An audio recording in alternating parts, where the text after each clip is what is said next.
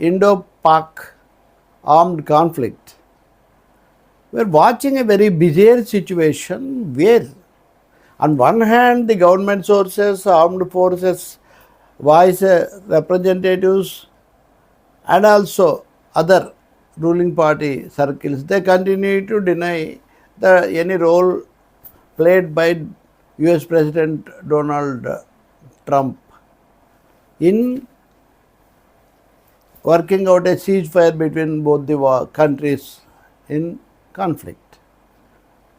But the helmsman and the real powers that be, Prime Minister Narendra Modi never opens his mouth nor his speech yesterday, as we discussed. It went off without any reference. He skipped Trump aspect.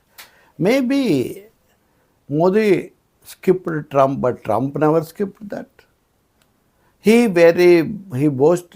boastfully claimed that he not only brokered peace between India and Pakistan governments, but he brought them to the table.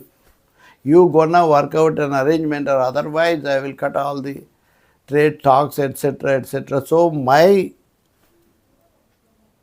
threat worked out. We are going to do big business. I made such offer. He is claiming. These claims are debunked by official sources. Official sources, please underline, not by persons holding high offices of executive government that is running the country.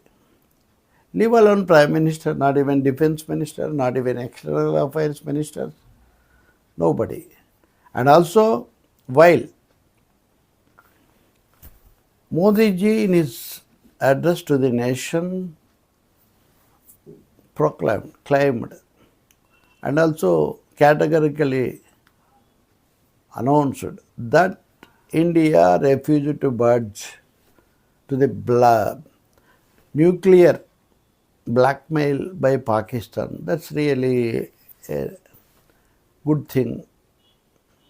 But Trump claiming that India is forced to agree to this because he wielded the weapon of boycotting, or stopping the trade talks.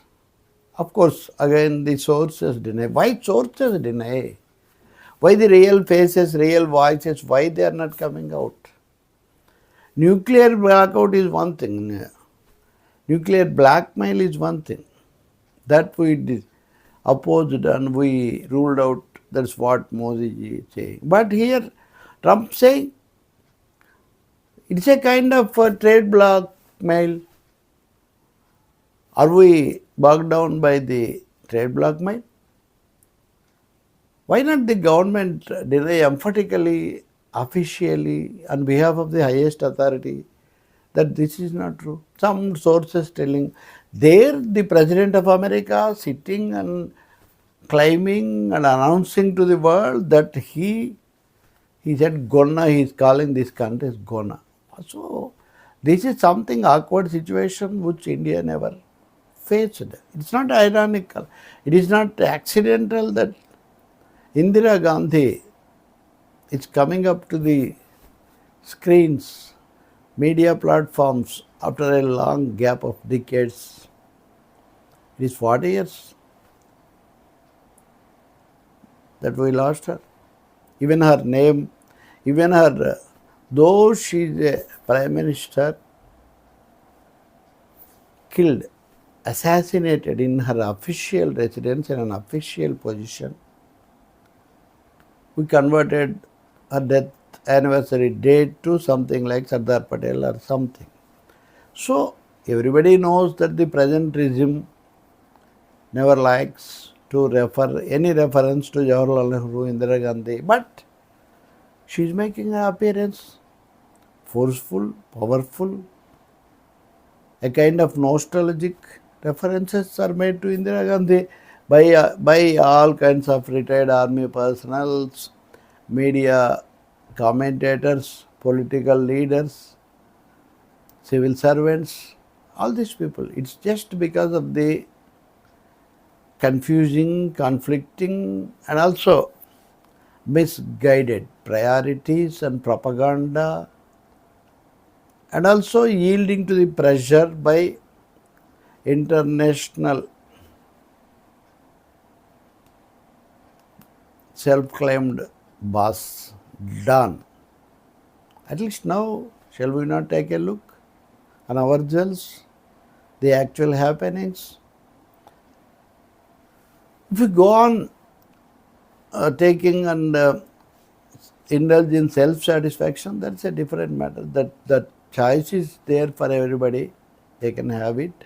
And now it seems that suddenly items appearing that there is a big response to the speech, etc.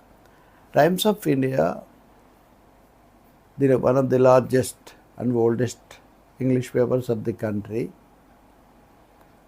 today its edit page is full of one-sided praise for Modi. You don't even find a small reference of dissent or even advice. If only to praise, if only to sing the greatness of powers that be, then why we should have such a big media houses and such renowned,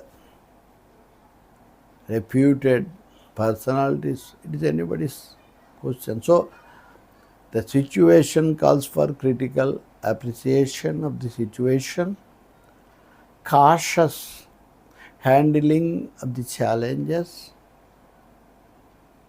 and also how to wriggle out of the tense situation is the major question.